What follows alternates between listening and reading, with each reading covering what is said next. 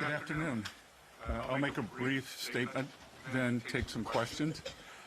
We had a very fulsome 2 days with the Chinese delegation led by Vice Premier Ho Feng. It was our third meeting. I'm happy to say that London built on Geneva, Stockholm built on London and Geneva. I think we had great momentum going into the meeting thanks to the President's trade deals. I think that the Chinese were surprised by the magnitude of the Japan deal, by the magnitude and the terms of the European deal. So I think that they're never compliant, but I believe that they were in more of a mood for a wide-ranging discussion. The discussion centered on the two economies. We had a very in-depth report on them on the Chinese economy.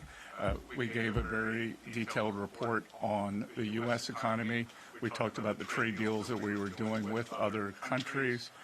We expressed our concern about Chinese overcapacity globally and what that might mean for this year, for the next few years. We expressed our concern for their purchases of sanctioned Iranian oil, of which they buy about 90%. We also expressed our regret that we believe that they had sold Russia about $15 billion of dual-use technologies. But the overall tone of the meetings was very constructive, and I will pass it over to Ambassador Greer.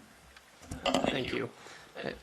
We also reiterated the premise of the President's trade program and trade policy, which is to reduce U.S. deficits, increase manufacturing, and reshore our economy. We made sure that they understood that these are the goals of what the President's trying to do. And again, we expressed our satisfaction that many of our major trading partners have come along with this. President von der Leyen on Turnberry on Sunday, when I was there, she specifically mentioned that the U.S.-EU deal is about rebalancing and trying to rectify the giant EU surplus with us. And so we've been happy to be working so constructively with many of our partners. And we had that kind of discussion with the Chinese as well. And of course, we were here in the first purpose to confirm the implementation of what was agreed in London in terms of accelerating the flow of rare earth magnets from China to U.S. companies. And then we're able to discuss further how to make sure that the entire U.S. supply chain, including those that go through third countries, could be accelerated. Thank you. Yeah, and I would say on a personal level, we've developed great respect. Ambassador Greer knows several of their team from the first administration.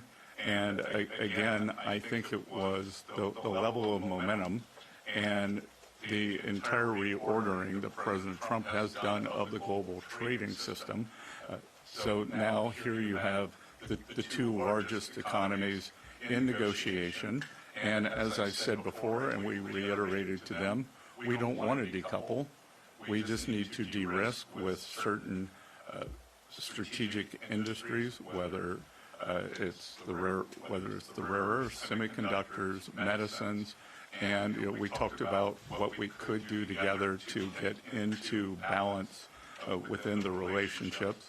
Ambassador Greer has made the fantastic point that for decades, the U.S. trading system sacrificed manufacturing to be able to sell, whether it was ag or natural resources. And now under President Trump, as you've seen with the Japan deal, with the Europe deal, we are able to do both.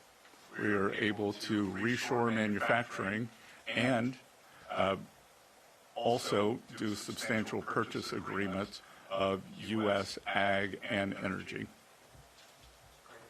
Let's turn to the room, please. Let's start up front. Associated Press. We had Li Changgang speaking to reporters shortly after the end of the talks today. He mentioned an extension of the pause. Can you give us some details on that, how long that's going to go on for, and how will it work? And if I could just throw in another one, what do you say to lawmakers in the United States and others who are concerned that concessions on export control on items like chips for AI will jeopardize U.S. national security interests? Well, I'll take the national security question, and then Jameson could talk about the pause. Look, we are very diligent in terms of the national security. Things go through the interagency at the White House, whether it's Treasury, it's NSC, it's Commerce, it's DOD, so that there's nothing that's being exchanged for anything. I think you might be referring to the NVIDIA H20s, which are well down their technology chip stack. And I would say, I should also say the only export controls we talked about today were Chinese export controls on rare earths. Just U.S. export controls were not something we discussed. With respect to a potential pause, we're going to head back to Washington, D.C., and we're going to talk to the president about whether that's something that he wants to do. It's certainly something that's been under discussion, and so we'll brief the president on the outcome of this, and we'll see if there are any. We have further technical discussions that are happening right now as we speak among the teams, and so the president can make a final call on whether that's something that he wants to do. Not on our side. Great. Next question, Jenny. Secretary Bessel, you just said again that. Secretary Bessel, you just said again that the biggest problem in the relationship is China's overcapacity, and that you want them to move towards a new consumption-based economy. What's your specific plan for addressing those economic imbalances besides purchases of U.S. goods? And then, do you want me to go to Jameson now? Sorry, Ambassador. Okay. And then, obviously, the Section 232 investigations that the president is set to unveil in the coming weeks on pharmaceuticals and semiconductors would theoretically hit China after your, as well as everyone else in the world. After your talks today, will those tariffs be imposed on the Chinese, or did you make any commitments to pause them or not target the Chinese specifically with those actions? And then what would you say is the biggest concessions that the Chinese have had to make in these talks so far?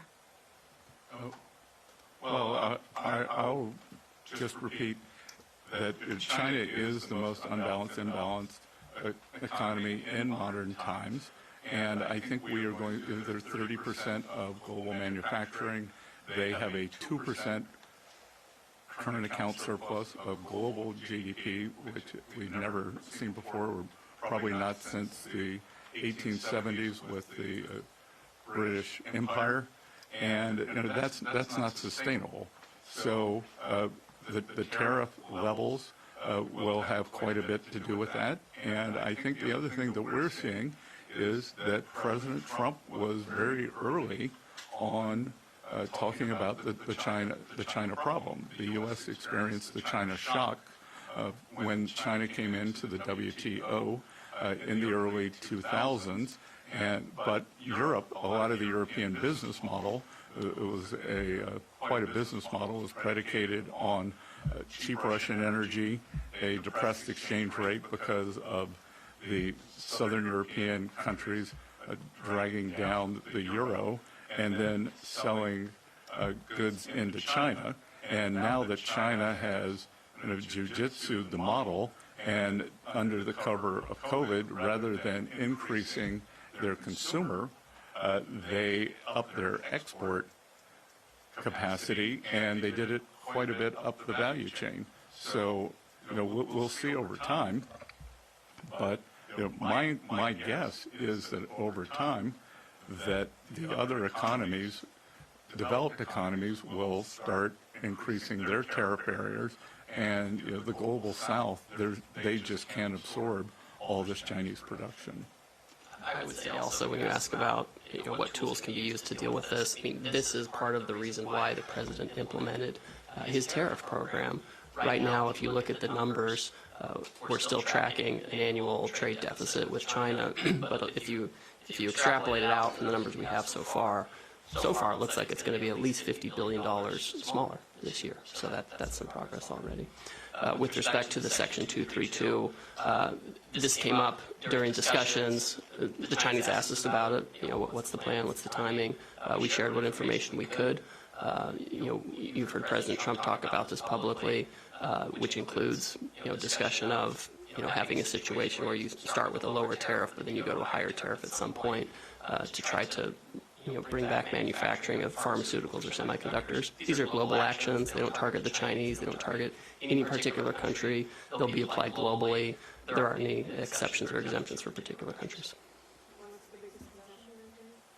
That the Chinese have made? Well, I would say they blocked all of their rare earth magnets, and now we're getting them. Great. Next question, please, Gavin.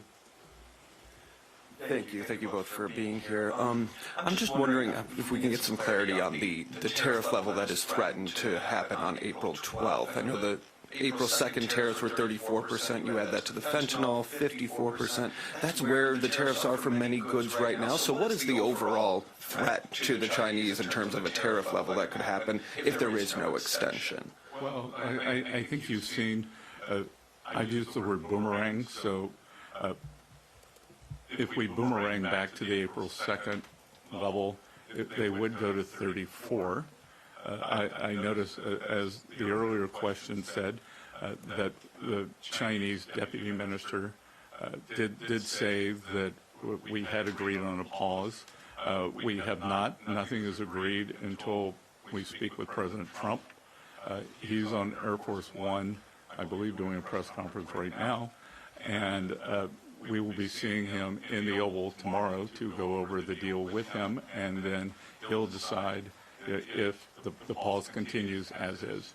And just to be clear, the President has discretion to change the rate depending on the circumstances that we have, et cetera. So while the snapback rate would be 34%, he of course has discretion in the law to modify that. Yeah, my question is just the 34% is under the tariff level that's current for many goods. So would that be additive to what we have already? Would it be on top? Okay. Yes. So we're talking about the threat is that tariffs kind of in like the 80-85% level? Yeah, depending on the product. Yeah. Depending on the product. Okay. Just kind of to tamp down that rhetoric. The meetings were very constructive. We're just that we haven't given the sign off. Gotcha. Great. Next question, please. Sorry, Melissa Eddy from the New York Times. Can you tell us, please, did you discuss a potential summit between the Chinese and U.S. the Chinese president and President Trump? And can you give us any timeline on what you're thinking about in terms of that? The only thing we discussed was there was a recent phone call between the two leaders. On that call, President Xi invited President Trump to Beijing, but we didn't discuss that at all. What we discussed was implementing the desire of the two leaders for the trade team and the Treasury team to have trade negotiations with our Chinese counterparts. So our meetings were just to implement the will of the leaders, not to discuss if there would be a meeting. I think that was the June call, right? Yeah, It's June 4th or 5th. June 4th or 5th. Thank you. Great. Right behind. Hi, Clara from Jägerfeld Channel 4 Sweden. You've also met with the Swedish government. What topics did you discuss? We discussed a wide range of topics. First of all, we want to thank the government for the fantastic venue here. Very, very good to be in Stockholm in July. And we discussed the EU deal with the U.S., of which the Prime Minister, the Finance Minister, were very supportive. The Finance Minister and I had met previously during World Bank and IMF Week in D.C. We discussed the importance of getting back to basics with the multilateral development banks. We discussed the Swedish economy and how things are going, how important trade is. Yeah, we also talked about the huge success in U.S.-EU relations over the past few weeks with the recent NATO summit, where all parties agreed to increase defense spending, and Sweden is a big part of that. And so we talked about Sweden's defense establishment. And then, of course, we also talked about the EU deal and how important that was for both sides to reach that. We also talked about U.S.-Sweden trade. We talked about automobiles made in Sweden. We talked about stainless steel. We talked about ag products like onions and carrots. We learned all about Swedish agricultural production, which is really interesting. So it was a very productive discussion, and we're grateful again for our Swedish hosts for helping us here. Just to follow up on that, when I was spoken to experts regarding the EU-US deal, some have said that it feels secure that there is a deal, but that you still can be a little bit unsure if it would change. What do you have to say to that? Right now, we have I have texts from some of my European counterparts about making sure the details are correct and fully put on paper. So we feel very confident about it, and it's truly a solid path forward for our two countries. Yep, and I think the other thing that we discussed that's very interesting is the unintended consequence of President Putin's invasion of Ukraine is bringing in Finland and Sweden into NATO.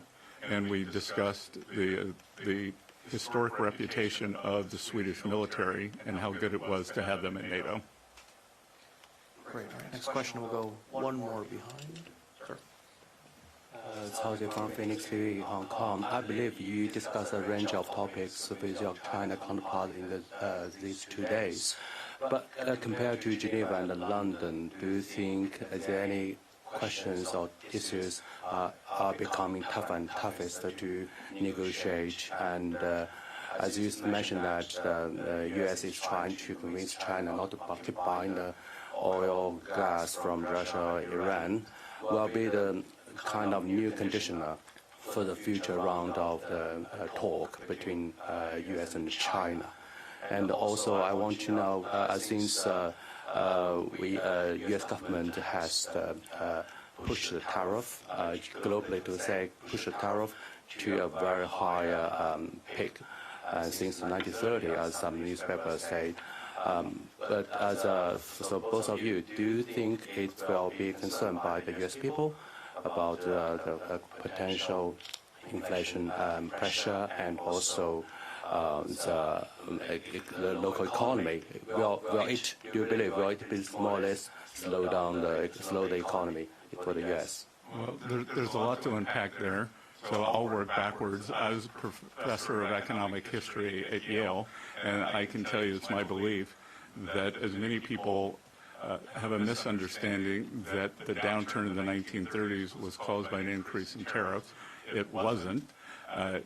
The stock market crashed in 1929. There was also a very large tax increase in the U.S. We just did the largest tax cut in history.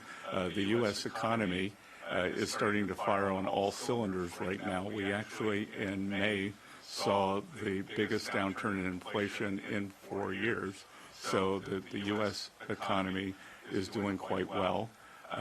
And I will tell you, rather than the talks getting more difficult, I actually think that they are getting more engaged as there was a very, in Geneva, very narrow issue with the magnets. In London, the talks went to a wider aperture, and here we're able to discuss more and more things. This report that we gave each other on the economies, on the outlook. So I would say it's just the opposite. The purpose of meeting frequently is to have personal relationships, have understandings, and show respect and mutual cooperation. I think Jameson, Ambassador there, has been dealing with the Chinese much longer than I have. Yes, I have. No other comments, though. I'll take the next question. Let's come back up front. Dave Lauder, Reuters. Careful with the boom mic. Hi, thanks. Secretary, question about Russian oil. As you know, the president has threatened possible tariffs on countries that continue to buy Russian oil 100%. China is the largest purchaser of that commodity. What was your message to the Chinese about Russian oil? did you tell them they're on notice, they need to start to pull back? Well, we described, it's not just the president, what is making its way through the U.S. Senate, and hard to imagine anything could get 80 or 90 bipartisan votes in the U.S. Senate, is a bill that will give the president discretion to apply secondary tariffs on sanctioned Russian oil from, I believe it's from 0 to 500%. I believe he's used 100%. And we've heard from several of our European counterparts, NATO allies, even Canada, well, Canada is in NATO, that they will be following on that. So we would expect most of the Western alliance that has been supporting Ukraine to follow on that. So I think anyone who buys sanctioned Russian oil should be ready for this. What was their response to that warning? The Chinese take their sovereignty very seriously. We don't want to impede on their sovereignty, so they'd like to pay 100% tariff. Time for just about one or two more, Pam. Hi, my name is Clara Matstorder. I'm from Affärsvärlden. I'm just wondering, you've been described as a global macro veteran and you run a hedge fund. In this moment, where would you put your money if you were still running one? United States of America. Only? Sorry? Okay. Could you just give us some insight on your current macro view outside of the U.S. as well? Well, we're seeing the euro's appreciated quite a bit this year, and the currency theory would tell you that when you get a fiscal impulse, you see that, and we've seen a big fiscal impulse coming from Europe, especially from Germany. So, and we're also going to see quite a bit more spending. With China, we are seeing that they are in disinflation. They have a real estate problem.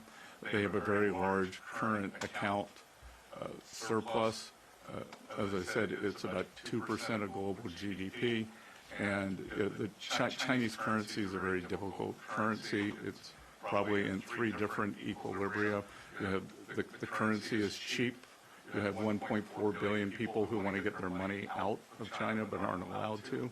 And then you also have the threat of, will the Chinese give you your money back in 1, 2, 3, 4, 5 years if you put it in?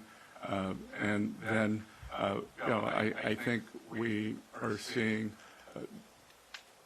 the trade deals are having, contrary to the doom, gloom, and doom, pessimism that we saw at the beginning of April, that the trade deals have had little effect on the economy, and that the U.S. economy is accelerating. And this year, the U.S. is going to take in probably a minimum of $300 billion of tariff income, which will bring, that's 1% in terms of the GDP. So I think we could substantially bring down our deficit to GDP. And also, finally, when you come back and speak to Donald Trump about this tariff pause, how prolonged will it be? I'm sorry. If it goes the way that China just told us right before you came here? I think typically we've talked about 90 days. 90 days more? Yes. Yes, okay, thank you. Great. Guys, that's about it. He's going to have to get to his next engagement. So thank you so much for coming, everyone.